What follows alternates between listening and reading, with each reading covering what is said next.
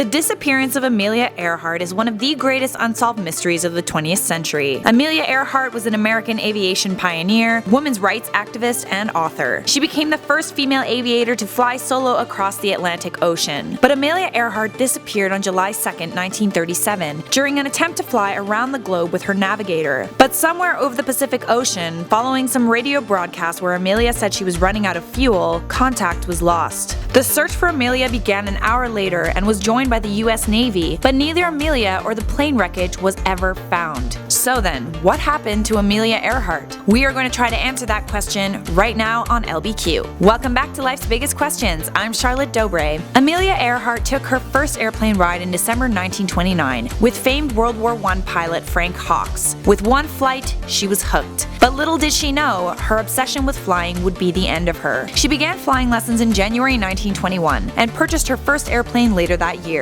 She quickly became an aviation expert. Amelia set a number of records in her short time as a pilot. In 1922, she became the first woman to fly solo above 14,000 feet. In 1932, she became the second person and first woman to fly across the Atlantic Ocean. Then, in 1937, she attempted for the second time to fly eastbound around the world. She wanted to become the first person ever to do so. The plane was a twin-engine Lockheed 10E Electra, and along with her came her navigator Fred Noonan. She had already made it from Miami to South America, then flew across the Atlantic to Africa, then India, and Southeast Asia. Amelia reached Papua New Guinea on June 29th. She only had 7,000 miles to go in order to reach her goal. But when they left Lae and began to make their way to Howland Island to refuel, the plane disappeared, and contact with the US Coast Guard was lost. The official explanation is that Amelia crashed into the Pacific Ocean, but is that really what happened? Let's examine the possibilities. First, the crash and sink theory. When Amelia was looking for Howland Island, her plane ran out of fuel, which resulted in the plane crash landing somewhere around Howland Island. The thing is, there have been many expeditions and attempts to find the plane wreckage. Using sonar technology and deep-sea robots, many have tried to find the plane, to no avail. If the plane ended up at the bottom of the ocean, then why hasn't it been found? Next up, the Gardner Island hypothesis. It is believed by some historians, as well as the International Group for Historic Aircraft Recovery, that Amelia and Fred went off course and ended up 350 miles southwest of Howland Island and crash landed on Gardner Island. Gardner Island is now called Nikumaroro, but at the time it was uninhabited. When the US Navy was searching for signs of Earhart's plane, they flew over Howland Island and noticed recent signs of habitation, but could not see an airplane. It is possible that Amelia and Fred survived on this island for some time, possibly even weeks, before they died. There have been expeditions to the island that have unearthed possible evidence to support this hypothesis. These pieces of evidence include a piece of plexiglass, which could have been part of the plane's window, as well as a woman's shoe, a woman's cosmetics jar, and human bones. After an analysis, it was determined the bones belonged to a female and were the right size. And finally, the last theory for Amelia Earhart's disappearance is a more recent revelation. There are some conspiracy theorists who think that Earhart and Noonan were captured and executed by the Japanese. A lost photograph that has recently emerged from the US National Archives may prove that Earhart crash-landed in the Marshall Islands and was taken captive. The photo appears to show a woman with short hair and a man sitting on the end of a dock. Plane parts were also found on the Marshall Islands, and there were also eyewitnesses who claimed to have seen both Earhart and Noonan after they were reported dead. According to the Japanese, however, there are no records that state that Amelia was captured and killed. So then,